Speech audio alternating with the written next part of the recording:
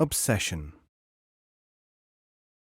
Jokes are used as correctives to help people who adopt, for instance, single-minded attitudes which prevent their further understanding.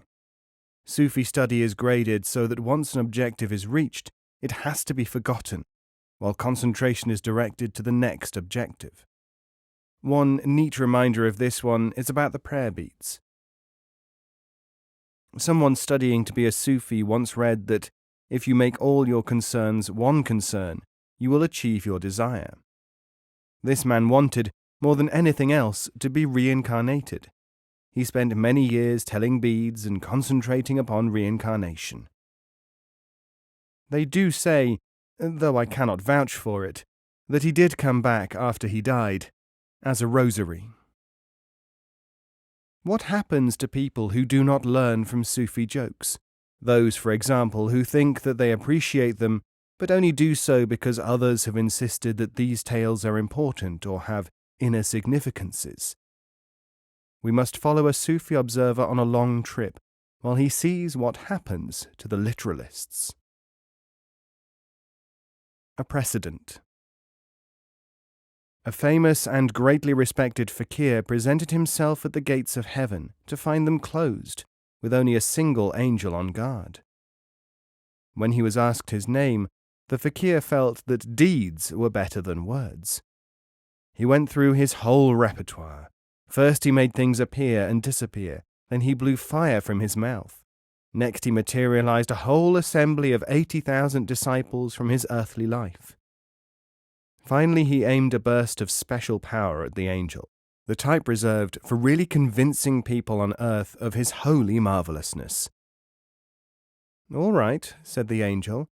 "I'll open the door, but I don't think, somehow, that you're going to like it in there." On another occasion, we are told, someone who specialized in organizing Sufi knowledge into an academic form also died. Honor where honor is due. A whole band of Sufis were being admitted to heaven, and the doors swung open just enough to let each one in. As soon as he was in, without any ceremony, the doors closed, and then opened for the next, who went in without any hesitation, as if he was quite expecting to be admitted. Right at the end came a scholar, with a reverend beard and a majestic gait, large turban and confident look. As he stepped forward, the gates swung open, and trumpets sounded, while tremendous applause broke out from an assembled multitude. A shining figure came forward to escort him within. "This is most gratifying," said the scholar to himself, "to know that the learned no longer will have to give themselves airs and graces. Here at least our importance is recognized." To the apparition he said, "Why all this ceremony?" "Well," said the angel, "it is something of an occasion. You see, this is the first time that we have had an academic among us." The reality. It is quite possible that the academic Sufi was also the one about whom the next story is told. Its mystical master seems to have less awareness of what is really going on than the man who came to learn from him. When you see the masses of polite and stereotyped people interested in spiritual studies here in the West, and the readiness with which they are accepted by their spiritual masters, it is a great contrast to the way things are with many schools in the East. There it is generally considered an honor and a rarity to be admitted as a disciple. In fact, there is a well-known story about it, which may have less currency here. The difficulty. There is one teacher who only accepts a single student every 3 years, and it is related that when he indicated that he was willing to interview applicants, there was only one applicant. "Very good," he said. "I will accept you on probation, but you should not overdo the austerities. I do not require my pupils to be so covered in mud and ashes, with clothes torn to ribbons and lacerated faces." "Then," said the successful applicant, You wouldn't have wanted any of the 300 other applicants I had to fight to stay in the running. They were all in a very shocking condition.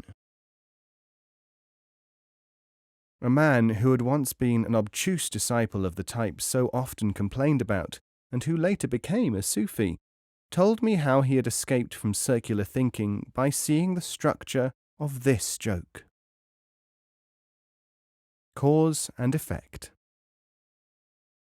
A man sent an advertisement to his local newspaper offering a reward of 1,000 gold pieces for the finder of his pet bird, which had escaped.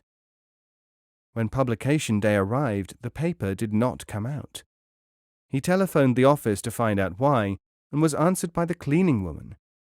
"I'm sorry, there's nobody here to talk to you," she said, "because everyone is out looking for your bird."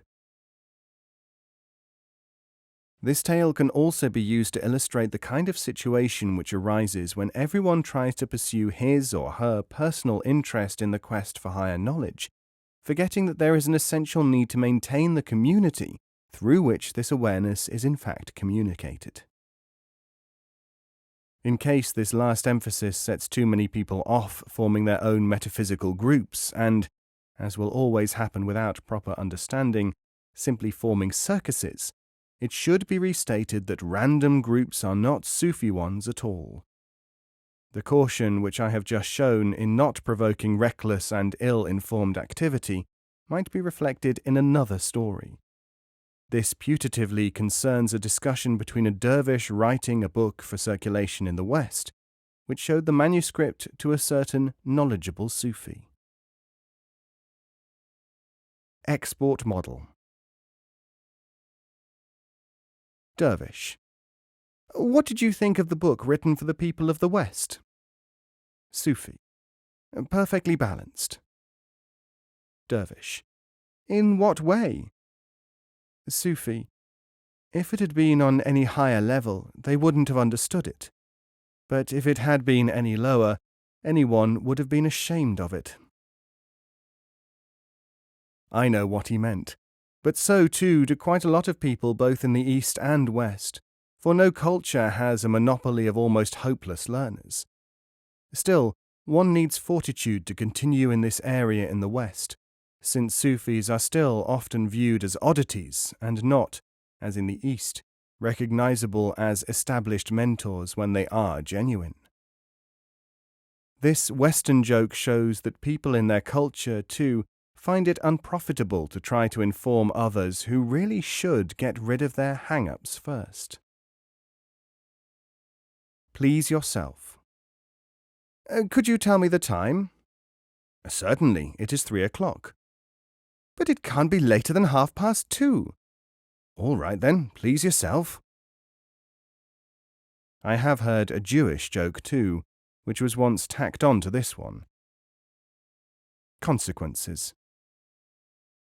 Someone asked the man with the watch why he did not insist that the time was really what he knew it was. If I had told him the right time, he would have talked some more. Then I'd have taken him home, and he might have wanted to marry my daughter. How could I marry my daughter to a man who sits in cafes at 3 p.m? So I told him something which would stop him talking. The Sufi might say that the man with the watch in the first joke was simply trying to stress the other man's looseness of thinking, the tendency in everyone to dispute something because it is not comfortable to accept it. In the second joke, he would find an intimation that although people may act irrationally, there is usually a deep rationality, or rationale, in what they say or do. This is the operation of the commanding self, which Sufi teaching and activity is designed to identify and outwit. In jokes, as much as in anything, we see the differences between the Sufi procedures and those of other persuasions powerfully illustrated. Someone once tried to make a humorous statement about this. The difference. It has been said that the difference between the Sufi and the ordinary man is that the one is aware of what is really important, and the other usually unaware, even of trifles, which are useful at the time. The Sufi, they say, pursuing the thesis by the shock method, Maybe a man who, joining the army, might save the lives of everyone in the regiment by shooting the cook. Sufism is very much exclusion as well as inclusion. But in the same military situation, the disciple is one who stays up until 3 in the morning wondering what he has forgotten, until he remembers that it was that he had to go to bed early.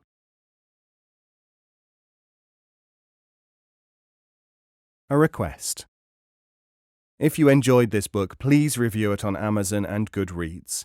Reviews are an author's best friend. To stay in touch with news on forthcoming editions of Idries Shah works, please sign up for the mailing list at bit.ly/isflist. And to follow him on social media, please go to any of the following links: twitter.com/Idries Shah, facebook.com/Idries Shah, youtube.com/Idries Shah 999, pinterest.com/Idries Shah, bit.ly/isgoodreads, idriesshah.tumblr.com, and instagram.com/Idries Shah, or the main website at idriesshahfoundation.org. That was Special Illumination, The Sufi Use of Humour, by Idries Shah. First published 1977, published in this edition 2018. And this work is copyright the estate of Idries Shah. All rights reserved. The narration on this audiobook was by David Ault.